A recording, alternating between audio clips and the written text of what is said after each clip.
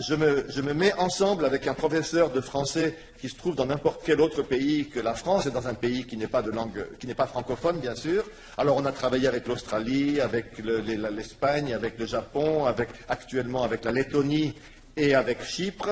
Donc, ça change. Tous les 2 ou 3 ans, on tourne un petit peu ça. Et donc, l'idée, c'est que mes étudiants fabriquent chaque semaine, pendant un semestre, donc 12 semaines, chaque semaine doivent créer actuellement on utilise Moodle, mais on pourrait utiliser n'importe quelle autre plateforme, doivent créer une activité, une tâche, en fait une tâche au sens de la task-based approach, donc doivent créer une tâche pour les étudiants distants. Les étudiants distants, eux, sont des apprenants, ce ne sont pas des futurs profs comme les miens, ce sont des apprenants de FLE qui en général ont quand même une major en français.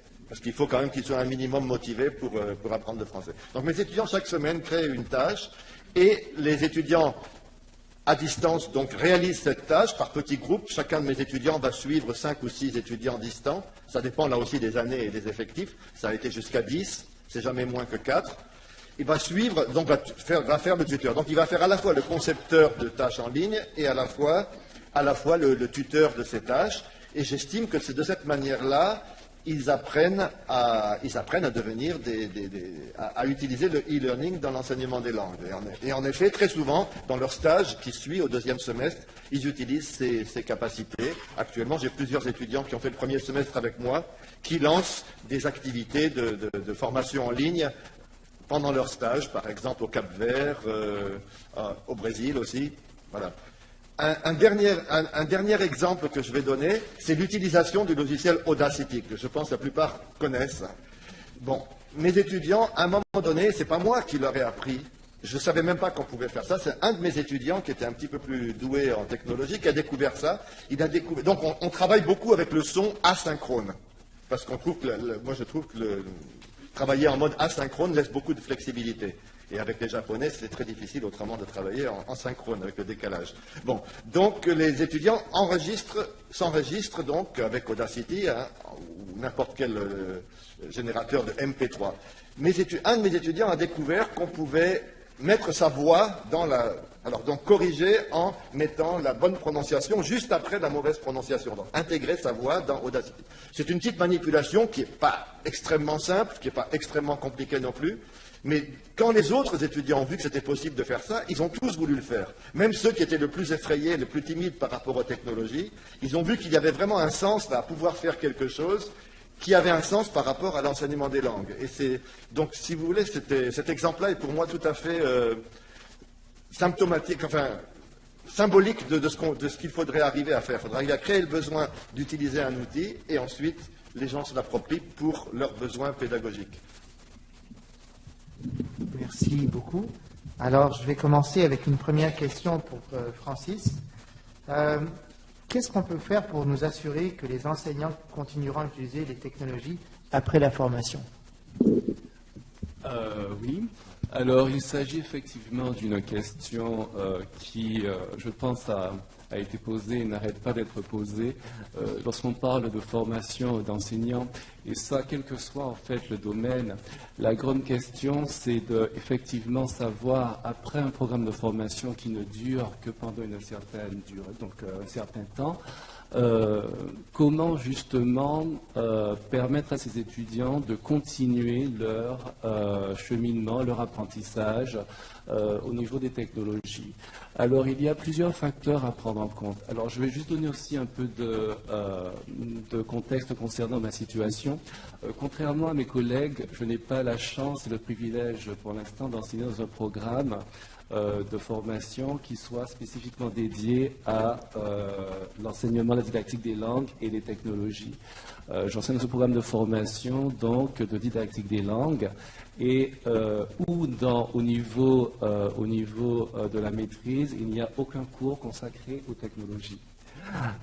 Et donc, effectivement, j'ai aussi la chance d'enseigner le programme de DLS, qui est un programme ici au niveau bac, où il y a un cours en technologie que je n'ai pas encore eu la chance d'enseigner, mais que je vais le faire maintenant dans les jours d'enseigne, et que j'aurai la chance de le faire. Donc, en fait, je travaille principalement avec des enseignants qui n'enseigne pas forcément la langue en tant que telle, mais une autre discipline, mais qui, de par les contextes dans lesquels ils enseignent, par exemple des enseignants qui ont des apprenants pour qui l'anglais ou le français n'est pas une langue première, s'interrogent sur les notions d'acquisition d'une langue seconde et comment intégrer, comment aider leurs apprenants, soutenir leurs apprenants en utilisant les technologies et leur permettre d'acquérir cette langue.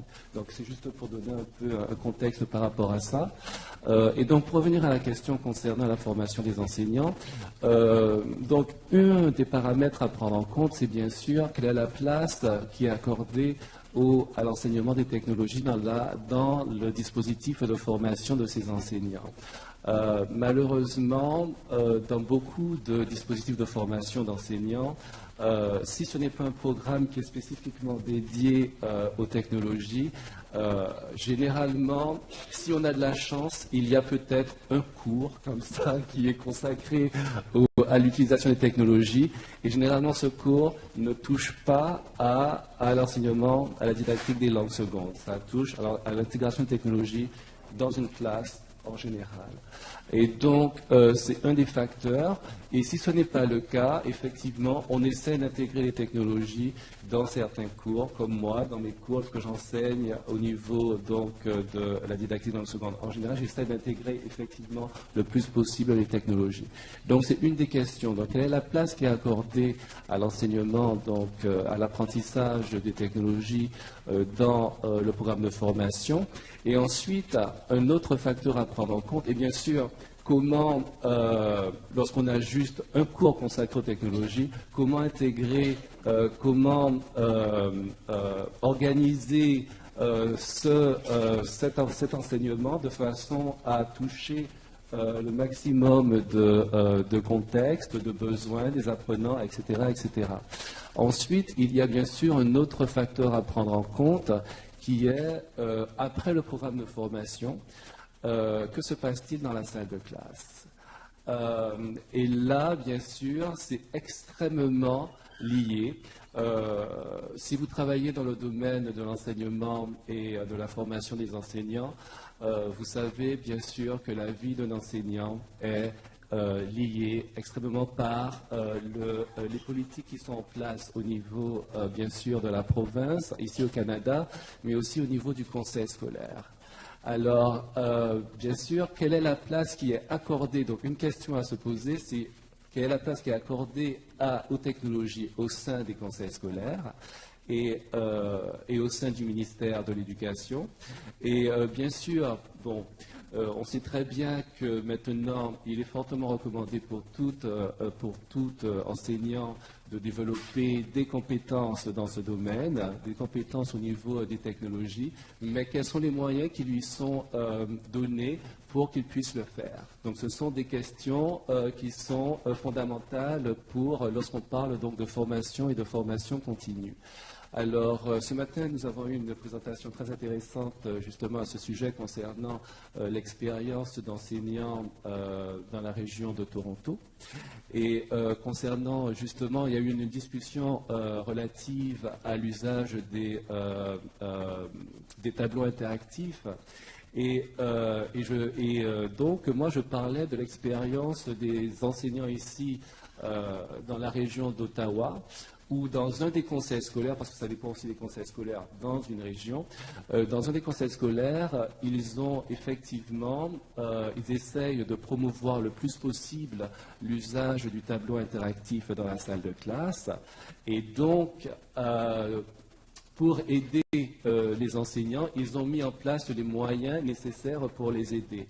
Alors, comme c'est une politique du conseil scolaire, ce qui veut dire que maintenant, que les enseignants le veuillent ou non, ils auront dans leur salle de classe un tableau blanc interactif. Et donc, parce que les moyens ont été mis en place pour donc intégrer cette nouvelle technologie, il y a énormément de pression pour qu'ils utilisent ces instruments. Et là, bien sûr, je vous parle qu'ils le veuillent ou non. Et donc, c'est une réalité auquel il faut penser. Alors, encore une fois, comme c'est une politique du conseil scolaire, les moyens ont été mis en place pour soutenir les enseignants. Alors, généralement, lorsqu'on parle de conseil scolaire et de formation des enseignants qui sont dans les salles de classe, généralement, cela se fait sous forme de formation. Des formations qui sont encore ponctuelles, qui ne sont pas obligatoires.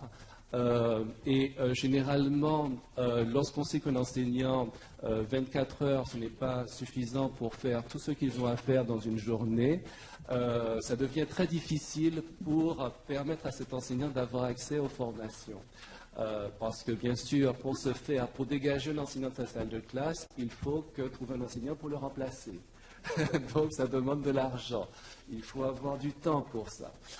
Donc je donne ces exemples pour vous montrer en fait que cette formation continue est intrinsèquement liée à tout un dispositif donc, didactique et de formation qui est à la fois politique mais aussi purement, je dirais, logistique pour ne serait-ce avoir accès à une formation ou à avoir accès à un apprentissage continu de cette ressource, des technologies. Alors donc, si je devais ouvrir le débat là-dessus, en ayant cela en compte et en 30 secondes, je dirais donc que lorsqu'on parle de formation d'enseignants et de justement lier la formation initiale et la formation continue, on doit, au niveau de la formation initiale, nous devons vraiment penser à la réalité. Quelle est la réalité des enseignants? Bien sûr, cette réalité est contextualisée. Comment est-ce qu'ils auront accès aux technologies? Quelles technologies? Pourquoi est-ce qu'ils doivent l'utiliser? Quelle est la réalité de leur vie quotidienne? Lorsqu'on parle aux enseignants, pour eux maintenant, les technologies, c'est juste un truc en plus qu'ils ont à faire dans leur emploi du temps. Et vous pouvez constater que, au travers de mes recherches, je peux constater que souvent les enseignants prennent des décisions concernant une innovation, généralement en fonction de comment est-ce qu'ils vont gérer leur énergie et comment est-ce qu'ils vont gérer leur temps. Et donc, ce sont là, encore une fois, des questions fondamentales. Donc, je n'ai plus 30 secondes. Donc, je pense qu'après, on pourra en discuter si vous avez des questions à ce niveau-là. Alors, my next question is for Greg, and maybe try to answer it in less than 3 minutes, otherwise we won't have time for all the other people. Yeah. So, how do we identify the topics that are most important for all language teachers to understand? Right. Well, I think it's important that we begin with the pedagogical needs of teachers, and I think the whiteboard example is a really, really good one because I don't know that there was a great pedagogical need behind the sudden purchase of whiteboards all across North America. But I've been in lots of K-12 classrooms. I don't typically work with K-12 teachers. It's not my primary audience. I mostly work with university-level teachers who will teach around the world at universities or other non-K-12 contexts. But I've been consulted to do some trainings in elementary, middle schools, and high schools in the States. And almost every one of those schools has a whiteboard in the corner, behind stuff. Because they've been purchased as some grand scheme of introducing technology. And it's a really good way to spend a lot of money very quick, which unfortunately is how policy is often interpreted. And I think policy ought to consider things other than money, because I think most of the best technological innovations are pretty cheap or even free. And often that's not considered because when we go to the government to ask for something, we don't ask for ideas, we ask for money, right? And I think teachers need to be given the freedom and flexibility to use a variety of tools as they see they're appropriate to their classrooms.